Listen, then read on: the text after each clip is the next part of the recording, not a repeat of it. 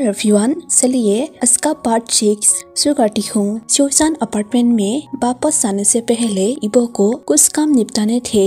जान उसके साथ जाना चाहता था और इबो सहमत हो गया। उन्होंने ट्रेन ली और शहर भर में यात्रा की। पूरे रास्ते में वो हाथ या कुछ भी नहीं पकड़ रहे थे। जब उन्हें आखिरकार अपार्टमेंट में वापस जाना पड़ा तो वो कोई हाई एंड स्टोर और बुटीक से चले।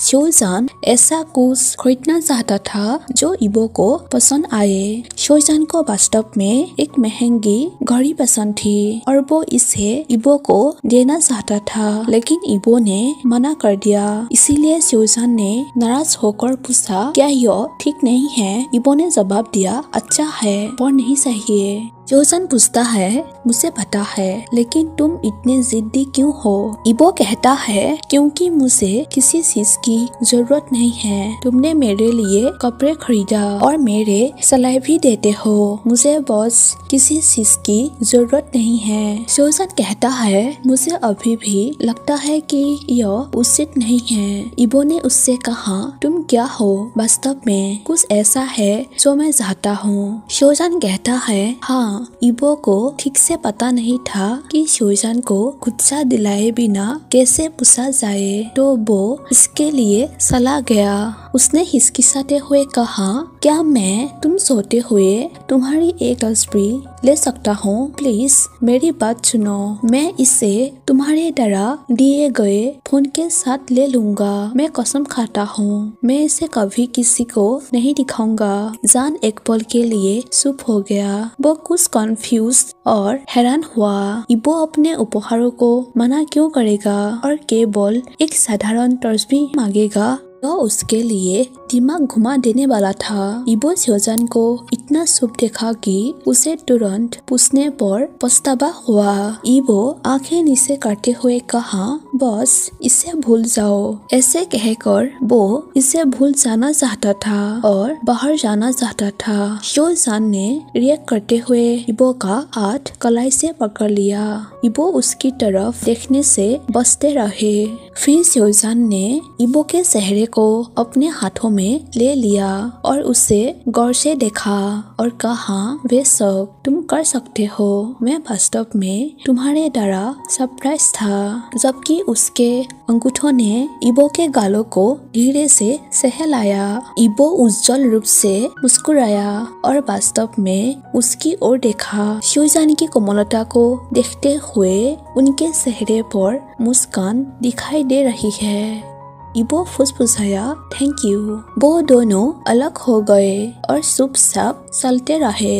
दोनों में से कोई भी अनकंफर्टेबल नहीं था और ना ही हड़बड़ी में था। वो अनजाने में एक दूसरे से टकराते रहे। अंत में वो अपार्टमेंट पहुँचे। कुछ रात का खाना खाया और जल्दी से सो गए, क्योंकि अगले दिन उनकी एक और मीटिंग थी और इबो को शिवजान के साथ जाना था। एक समझौते के साथ वो दोनों तैयार होने के बाद इबो के कमरे में गए। उस रात उन्होंने सोने के लिए बस एक दूसरे को पकड़ रखा था। अगले दिन वो मीटिंग और शिवजान की बातचीत के लिए निकले। सब कुछ योजना के अनुसार होता दिख रहा था। जब वो वापस अपार्टमेंट गए तो इबो हैरान रह गए। जगह के आसपास सनफ्लावर से भरे कोई फूलदान थे।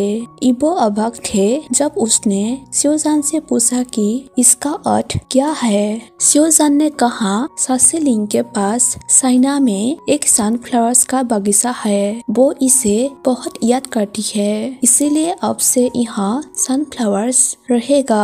इबो ने कहने की कोशिश की, लेकिन क्यों? जान ने कहा, वो तुम्हारे लिए नहीं है, इसीलिए तुम उन्हें मना नहीं कर सकते।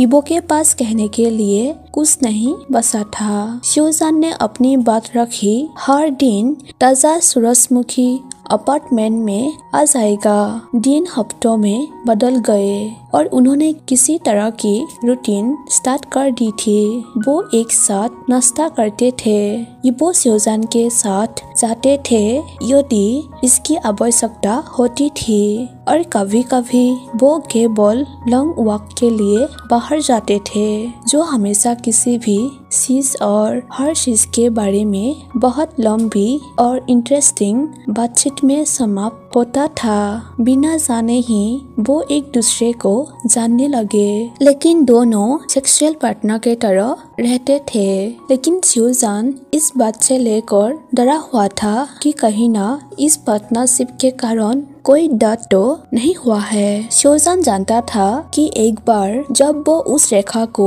पार कर लेंगे तो उनके बीच की यह बात गंभीर और विस्मरणीय हो जाएगी। उस हैंडसम बॉय ने अपने होश ठिकाने लगा लिए थे और उन्हें सुनाने से इनकार कर दिया था। इबो ने कहने की कोशिश की, लेकिन क्यों जानने कहा वो तुम्हारे लिए नहीं है, इसीलिए तुम उन्हें मना नहीं कर सकते।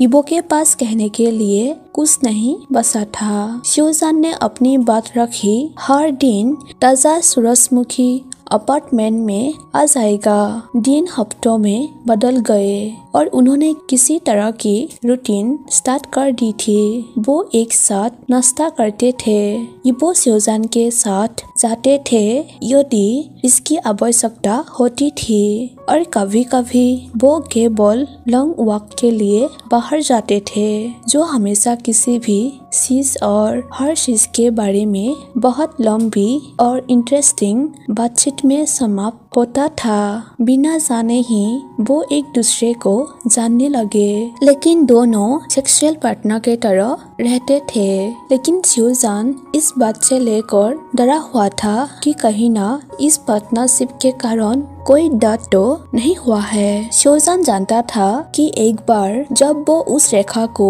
पार कर लेंगे तो उनके बीच की यह बात गंभीर और विस्मरणीय हो जाएगी। उस हैंडसम बॉय ने अपने होश ठिकाने लगा लिए थे और उन्हें सुनाने से इनकार कर दिया था। वो उससे पूरी तरह से खो गया था, और फिर भी वो उसे जटिल नहीं देखना चाहता था, भले ही इसका मतलब यह हो कि उसे खुद से इनकार करना पड़ा कि वो वास्तव में क्या चाहता था। यह सब डाउट उसे खा रहा था। इबो को लेने वाले पहले व्यक्ति होने से डरते हैं और वास्तव में पहले वाले नहीं होने से भी डरते हैं। बस उस विचार ने उसे क्रोधित कर दिया, यह सोचकर कि कोई दूसरा आदमी इबो को सुन रहा है या उसे सुन रहा है। उसे गुस्सा आ गया, तो इस दुविधा के बीच में उन्होंने बस इंतजार करने का फैसला किया। पलक झपकते ही एक महीना बीत चुका था। अगर स्योजान वास्तव में अपनी सेक्स लाइफ के बारे में ईमानदार था तो वो शिकायत नहीं कर सकता था, भले ही उन्होंने और इबो ने अभी तक प्रॉपर सेक्स नहीं किया था। लेकिन इबो के साथ उनका समझौता शुरू होने के बाद से वो कभी भी उतनी बार नहीं आए थे जितनी बार आए थे। घड़ी की टिक टिक चल रही थी और स्योजान रात को काम कर रहे थे, क्योंकि उस पर काम का असामान्य बोझ था। पढ़ने के लिए इतने सारे डॉक्यूमेंट्स की उसने इबो को परेशान किए बिना उन्हें पढ़ने के लिए अपने कमरे में जाने का फैसला किया। इबो काफी थका हुआ महसूस कर रहे थे और उन्होंने सोने का फैसला किया। इबो ने नहाया और बिस्तर बदल दिया। वो बिस्तर पर गया और सोने के लिए तैयार हुआ। उसे लगभग तुरंत सो जाना चाहिए था, लेकिन उसे पता चला कि वो ऐसा नहीं कर पा रहा था। सबसे पहले उसने सोचा कि यह कमरे का टेम्परेचर है, इसीलिए उसने इसे व्यर्थ में जाने दिया। फिर उसने अपना पिलो ठीक कर लिया, अपने कभार को लात मारी, पोजीशन बदली और कुछ भी काम नहीं किया। उसने महसूस किया कि क्या कारण था। स्योजान को मिस किया। वो बस उसके बिना सो नहीं सका। इससे वो सचमुच डर गया। क्यों? वो जान पर इतना निर्भर क्यों था? फिर इबो को कुछ और ही समझ आया। उसे शिवजान की जरूरत थी। उसने अपना मन बना लिया, उठ खड़ा हुआ और शिवजान के कमरे में चला गया। जब वो दरवाजे पर पहुंचा तो वो शिवजान को देखता रहा। शिवजान बिस्तर पर बैठा था। उसकी पीठ हैंडबोर्ड के पास थी और कुछ तकिए अधिक कंफर्टेबल थे। बहुत सारे डॉक्यूमेंट्स बिस्तर पर भरे हुए थे।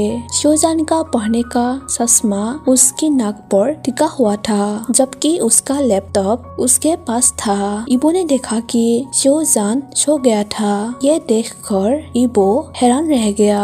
उसने शिवजान के हाथ में पकड़े हुए डॉक्यूमेंट्स को लिया और ध्यान से उसका चश्मा हटा दिया।